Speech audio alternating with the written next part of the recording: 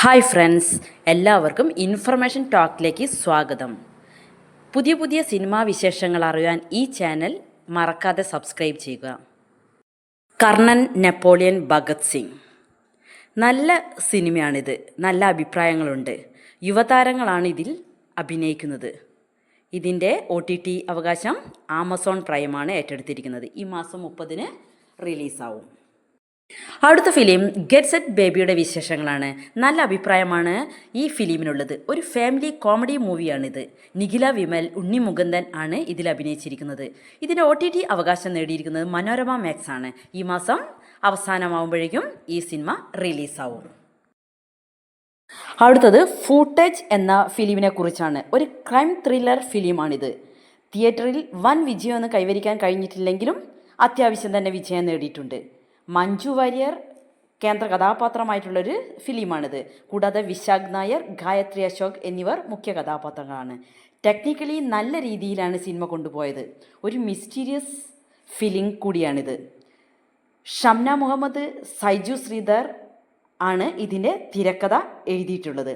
Amazon പ്രൈമിലാണ് ഈ മാസം അവസാനം ഇത് റിലീസാവുന്നത്. അടുത്ത ഫിലിം ഹണ്ട് എന്ന ഫിലിമിനെ കുറിച്ചാണ്. ഷാജി കൈലാസ് നിർമ്മാണം നിർവഹിച്ചിരിക്കുന്ന ഈ ഫിലിം ആരാധകർ കാത്തിരുന്നു മടുത്തു എന്നൊക്കെ പറയാം. ഭാവനയാണ് ഇതിലെ നായിക. ഒരു മിസ്റ്റീരിയസ് ഹൊറർ ഫിലിം തന്നെയാണിത്. തിയേറ്ററിൽ പരാജയപ്പെട്ടെങ്കിലും എല്ലാവരും കാത്തിരിക്കുന്ന ഒരു ഫിലിം കൂടിയാണിത്. ഈ മാസം 21-ന് മനോരമ മാക്സിൽ ഇത് റിലീസാവും. അടുത്ത ഫിലിം അയ്യർ ഇൻ അറേബ്യയാണ്.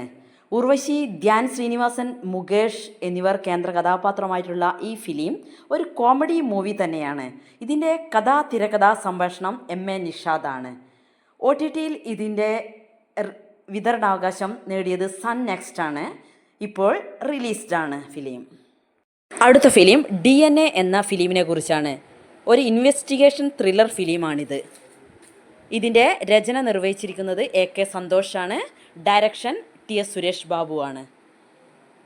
റായ് ലക്ഷ്മി, അഷ്കർ അലി, ശ്വാസിക എന്നിവരാണ് ഇതിൽ അഭിനയിച്ചിട്ടുള്ളത്. ഇതിൻ്റെ OTT അവകാശം നേടിയെടുത്തത് മനോരമ മാക്സ് ആണ്. ഈ മാസം അവസാനത്തോടുകൂടി ഇത് റിലീസാവും. അടുത്ത ഫിലിം രാമചന്ദ്ര ബോസ് ആൻഡ് കോ ആണ്. ഇതിൻ്റെ ഡയറക്ഷൻ നിർവഹിച്ചിരിക്കുന്നത് ഹനീഫ് അഡേനിയാണ്. നിവിൻ പോളിയാണ് നായകൻ. മമിത ബൈജു തുടങ്ങിയവർ ഇതിൽ അഭിനയിച്ചിട്ടുണ്ട്. ആമസോൺ പ്രൈം ഈ മാസം അവസാനത്തോടുകൂടി ഇതിൽ റിലീസാവും.